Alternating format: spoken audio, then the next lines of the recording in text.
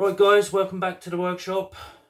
In this video I'm going to be talking about the Metabo 18 gauge 18 volt cordless nailer that I imported from the United States of America at a fraction of the cost.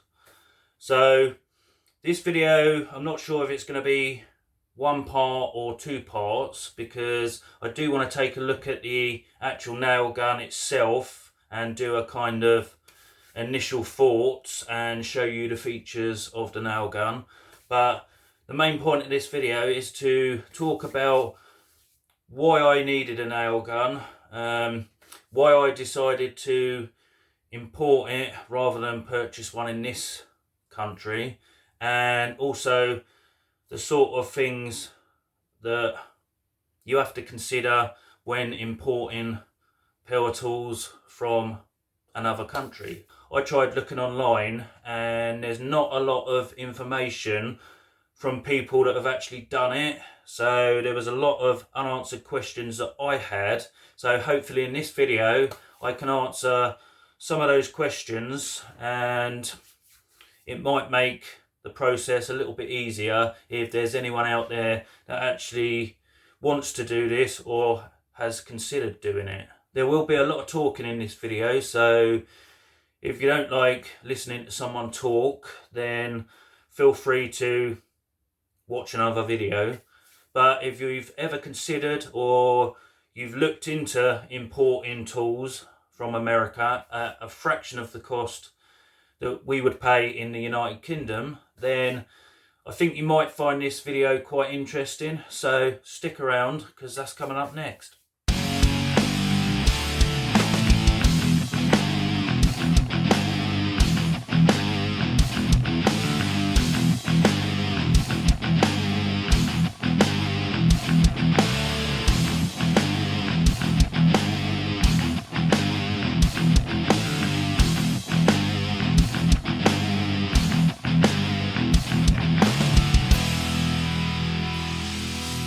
So first things first, what were the reasons that I decided to buy an 18 volt nailer when I've got the Bostage 1855E air nailer? This is an absolute beast of a gun, really light, never jammed on me, and I've been using this for quite a number of years.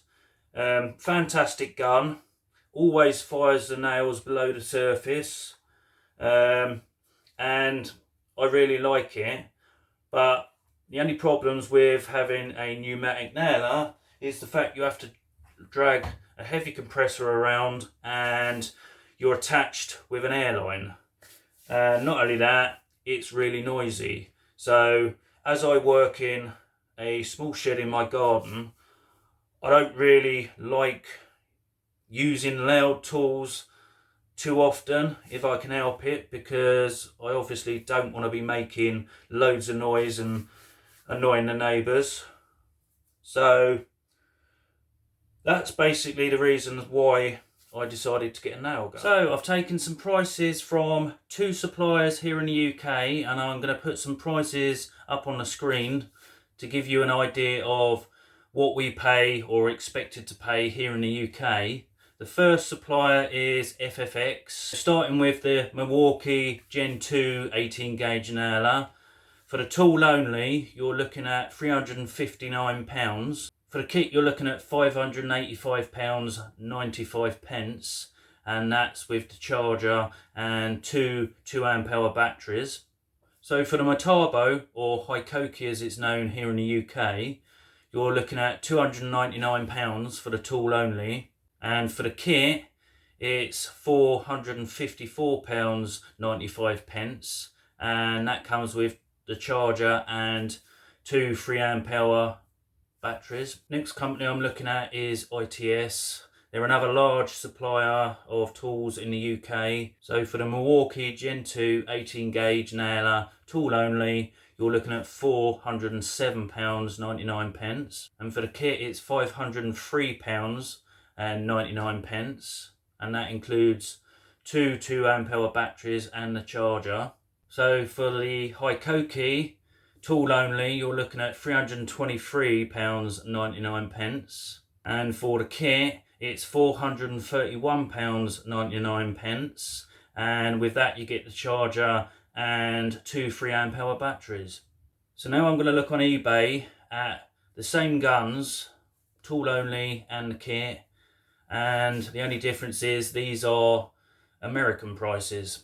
I'm going to start off with the Milwaukee Gentoo 18 gauge nailer. So for the bare tool you're looking at £215.76, looking at £17.98 for postage and £52.85 for import duty, bringing a grand total of £286. So for the complete kit you're looking at £329.38. For postage, it's £21.18. And the import duty on this one is £77.86, bringing a grand total of £428.52. So now we move on to the Hikoki. This is going to be for the complete kit, which consists of nail gun, charger, and 1 3Ah battery. First example is £199.25. The postage is £17.67. The import fees are £49.23, bringing a grand total of £266.15. The next example is slightly cheaper. Again, it's for the complete kit. So you're looking at £166.54. Postage is £12.72.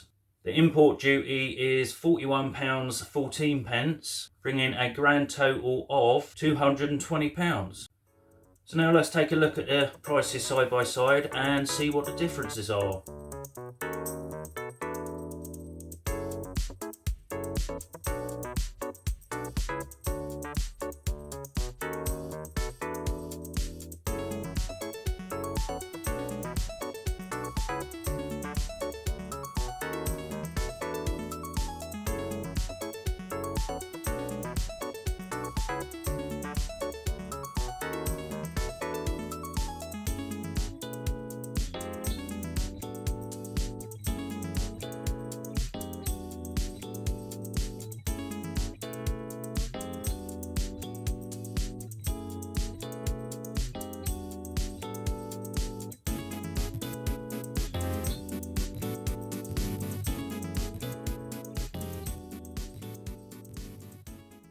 So after seeing the prices, that definitely leaves me with some questions as to why things are so much more expensive here in the UK than they are in America. So I suppose exchange rates must come into it as far as pricing goes. Then we've got the sales tax. Over here in the UK we obviously pay 20% VAT or value added tax, and in the United States, it varies from state to state, but they pay anywhere from 2.9 to 7.25%. Also, local governments in 35 states impose an additional sales or use tax anywhere from 1 to 5%. So obviously they pay a lot lower tax rates than us. Or is it just UK suppliers hiking the prices right up to maximise profits? Who knows? So before taking the plunge and purchasing something from the US, there was a few questions that I needed to do some research on to find out. Now, some of the sites where I was trying to find information, they could be quite contradicting and there was no kind of definitive answers. So I'm going to run through some of those with you now, and we go from there. So with it being the complete kit, i.e. nail gun, charger and batteries, the first question I had was obviously I wasn't going to be able to use the charger without some sort of step up voltage adapter or something similar. Now I did think maybe the little travel adapters that you can get would work, but they're only rated to 45 watts and the charger is actually rated to 90 watts, so I knew that wasn't a viable option.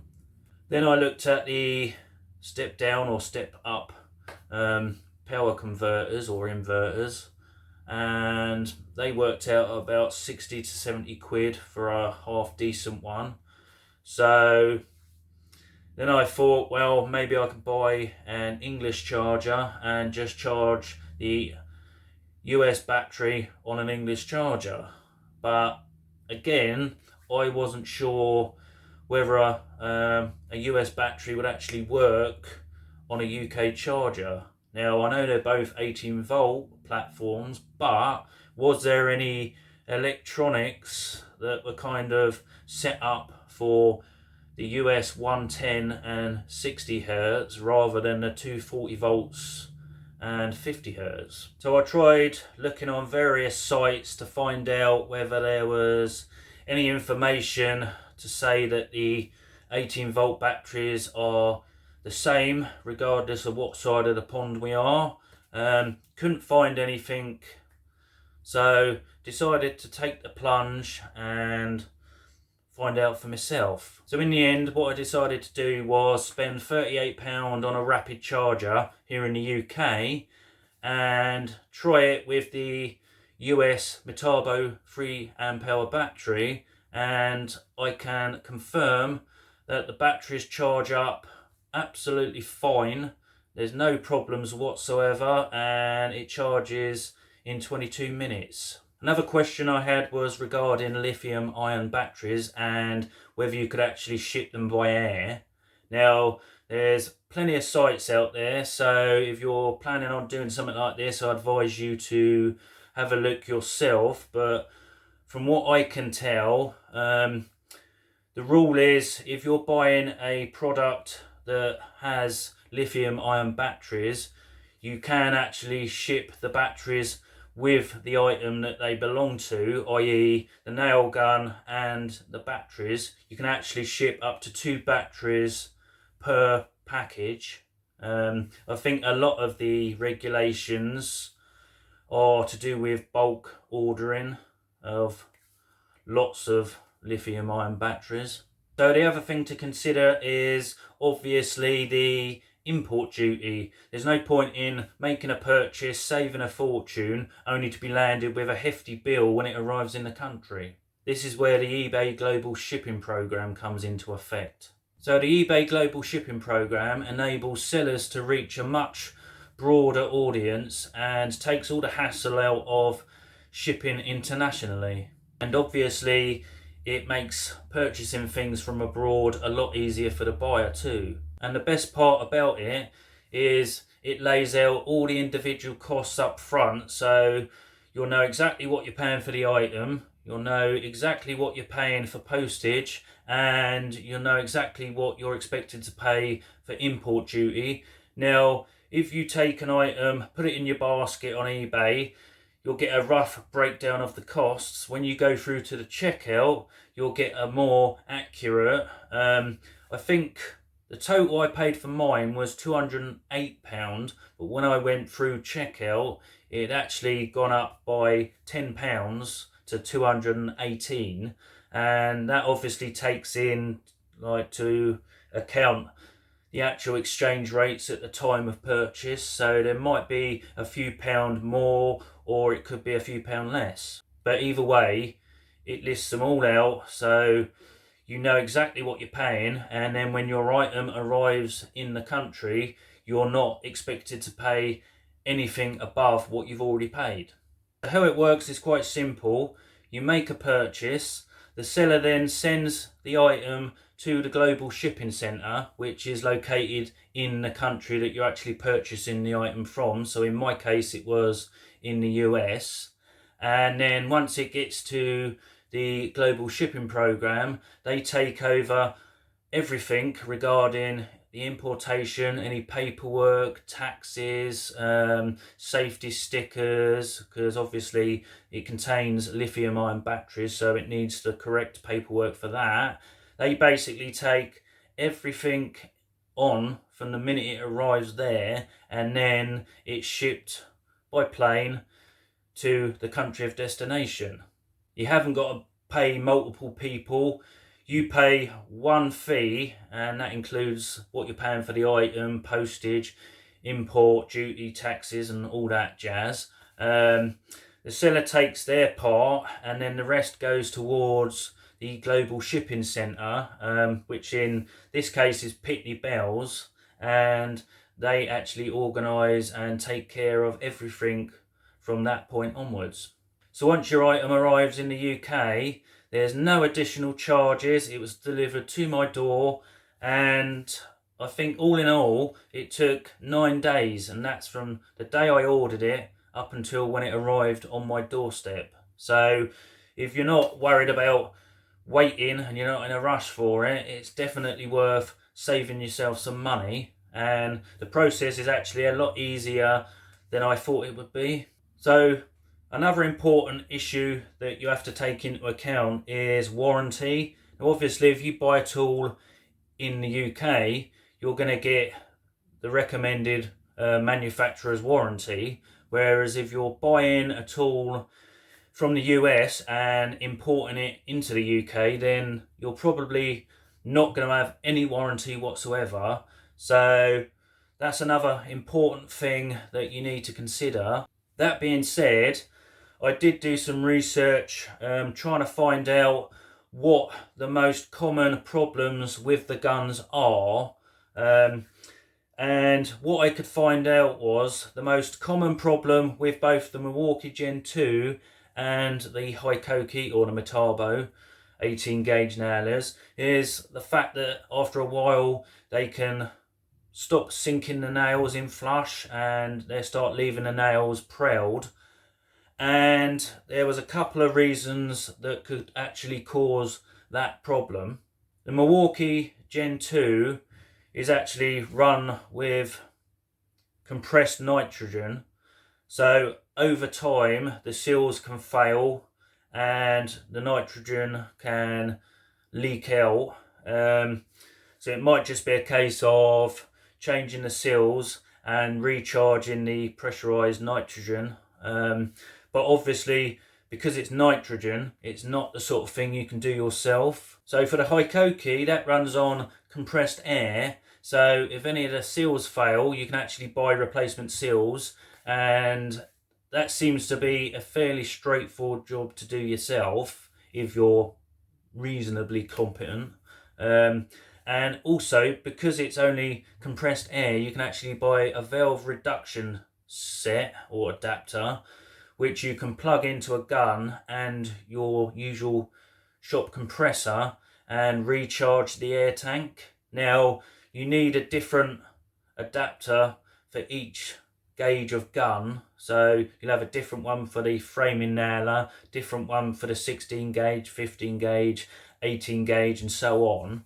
But in this country they go from about £75 to £85, whereas if you actually go to Amazon.com you can pick them up for about £45, and there's also some other places in America which will ship to the United Kingdom, and that's actually cheaper and you don't actually have to pay any import fees with that. So if I remember, I'll leave some links to those as well in case you're experiencing the same problem with your Metabo or Hikoki.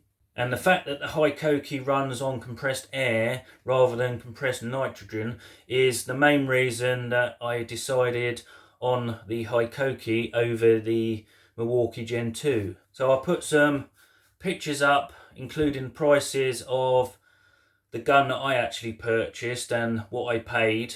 It gives you a breakdown of all the different costs, etc. So take a look at that. So the final and most important point I want to make is check the seller out that you're purchasing the item from. Look at the sort of things they normally sell. Check their feedback. Read people's comments. What have they sold recently? Have they got loads of negative or neutral reviews? Or have they got 100%? My seller actually had over 3,500 sales and 100% positive feedback. So make sure you look at who it is you're actually buying from so you don't get conned. Although you are protected by eBay if anything should go wrong. So if there's anything you're not sure of, do your own research. Don't take what I've said as gospel. I'm just talking about my experiences and questions that I tried to answer for myself. I hope it's been of some use to anyone that's thinking about doing something similar. Right, due to the length of this video, I'm not going to be including the review of the 18 volt Metabo 18 gauge nailer. I'm going to make a separate video for that, so if you want to see that one, make sure you're subscribed if you're not already, and keep your eyes peeled because that'll be released in the very near future. Right then guys, well I hope that's been of interest to people, and hopefully I've managed to answer any questions that you might have had regarding importing tools from America. Right, as always, I want to thank you for watching, and if you're new here or this is the first video you've seen on this channel, I would really appreciate you hitting that subscribe button, and if you click the little bell icon, you'll be notified of all my future uploads. So until the next video, stay safe, thanks for watching, and you will see me in the next video. Cheers for watching guys.